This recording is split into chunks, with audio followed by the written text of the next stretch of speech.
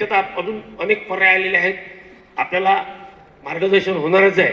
परंतु पाणी जिरवण्याचा मी प्रत्यक्ष घेतलेला हा एवढा फायदा की 250-300 ट्राली माती काढली आणि रेतीच्या पडद्यापर्यंत पोहोचलो, तर मला त्याचा इतक्या चांगल्या प्रकारे फायदा झाला. म्हणून मी ज्यावेळेला मला जलसंधारणाचं अनगळ साहेबांनी सांगितलं की आपल्याला पाणी जिरवण्याचं काम करायचं आहे, म्हणून मी याला संमती दिली आणि आज आपण या कार्यक्रमाची सुरुवात केली आहे. यानंतर आपल्याला पाचोऱ्याचे तालुकाध्यक्षांचं महाजन साहेबांचं मार्गदर्शन ऐकायचं आहे. मी या ठिकाणी थांबतो आणि पुनश्च सर्वांचे आभार मानतो.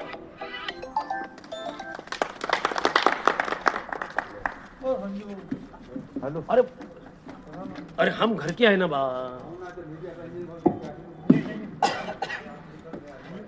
आर्ट ऑफ लिव्हिंगच्या माध्यमातून जल संधारणा म्हणजे जमिनीतील पाणी कसं वाढवावं याविषयी आपण जो हा कार्यक्रम आयोजित केला आहे, त्याबद्दल आयोजकांचे त्यांना मी धन्यवाद देतो.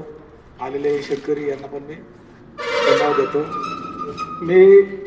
मला खास सारडा साहेबांनी पाठवले की हा विषय तुमच्या माध्यमातलाच आहे. आता तुमची जी पद्धत आहे पाणी जिरवायची, सबसॉईल म्हणजे 4 फूट सिंगल नांगरणे, ती राऊंड ऑफ असं राऊंड घेर करून जमीन नांगरायची, याच्याने तर फायदा होणारच आहे, नक्की होणार आहे. आणि कंट्रोल पद्धत पण मला याची खूप आवडली. आणि हा जो खड्डा आपण केला शेतकरी संघटनेचे अध्यक्ष संजयजींनी, तर या खड्ड्याने पण फायदा होतो. पण माझा विषय वेगळा आहे.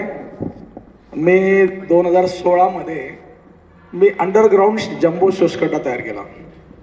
या शोषखड्ड्यात आपल्याला शेती करता येते, वरती तुम्ही फळबाग लावू शकता, बाजरी ज्वारी पेरू शकता, आंबे लावू शकतात, जमीन वाया जात नाही. आता इतर जे खड्डे आहेत त्याच्यात तुम्हाला काही शेती पिकवता येत नाही. आणि मी ज्या पद्धतीने केलेला शोषखड्डा आहे याच्यानुसार तुमच्या विहिरी गॅरंटीने सांगतो 7.5 HP 2 डाग पंप डेली 8 तास पूर्ण उन्हाळा पावसाळा लागेपर्यंत जिवंत होतात. बोरवेली जिवंतात. बोरवेल जिवंत करायची माझी पद्धत वेगळी आहे. पण अंडरग्राऊंड शोषखड्डासाठी मला सारडा साहेबांनी पाठवले, तर याविषयी मला दिल्लीला सारडा साहेबांनीच पाठवलं होतं. तर तिथे पण मी लेक्चर दिलं, माहिती दिली. आणि त्यापासून मी गेल्या 2 वर्षात भारतात 1000 विहिरी जिवंत केल्या. मला माझे फॉलोअर फोन करतात की आमचा फायदा झालेला आहे. तेही मला सत्कारला बोलत आहे. बीड, उस्मानाबाद, लातूर, खूप लांब लांबून मला फोन येतात. आता मागे पण माझे बऱ्याच ठिकाणी सत्कार झाले.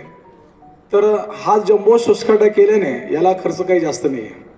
50 बाय 50चा तुम्हाला स्क्वेअर लांबी रुंदीचा खड्डा करायचा आहे.